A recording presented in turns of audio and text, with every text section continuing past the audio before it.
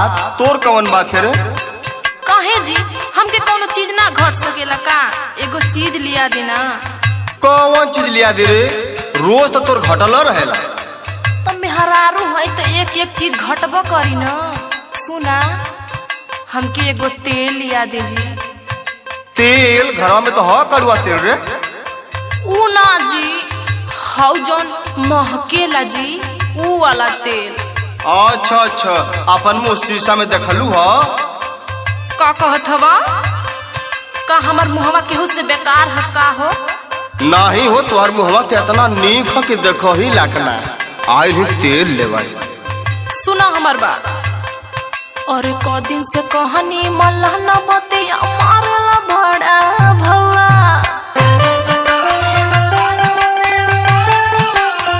खाली अपने भाव में रहेला, हमार तो कुछ सुनबे न करेला। ए जी सुनी ना। बोल बोल। कई दिन से कहानी मल्ला न बतिया मारला बड़ा भौआ।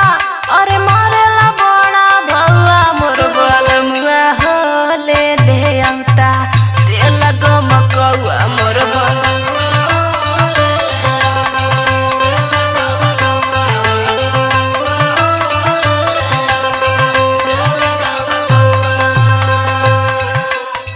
तेल गमकौआ चाहिए तोरा के? तेल गमकौआ लगा लेने से तू आदमी हो जेबू? कौआ नियर त बाड़ू, तेल लगा लेने से का उज्जर हो जेबू? तेल लगा के कौन खेल खेलबी रे? सुन हमार बात। आइले तेल ले। अरे सावर ना गोर बाड़ू ये मोरी धनिया बाड़ू तू ये कदम कौआ।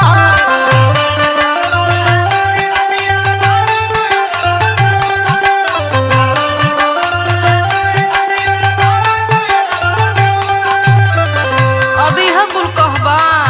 अरे सावर ना गोर बाड़ू ये मोरी धनिया बाड़ू तू ये कदम कौआ।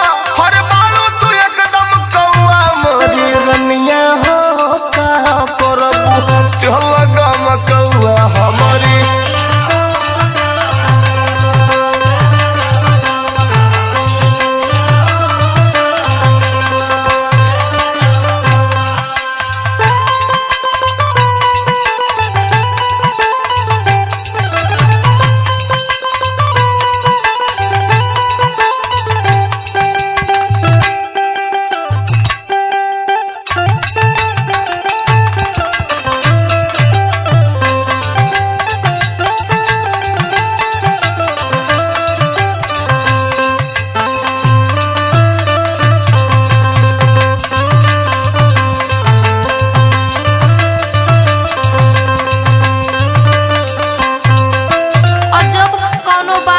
से कहे नहीं तो खिसिया के काहे डाल देनी जी?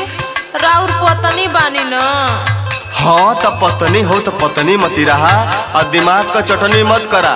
तोहर बाबू हमरे खतवा में सरकारी तनख्वाह ना भेजे न।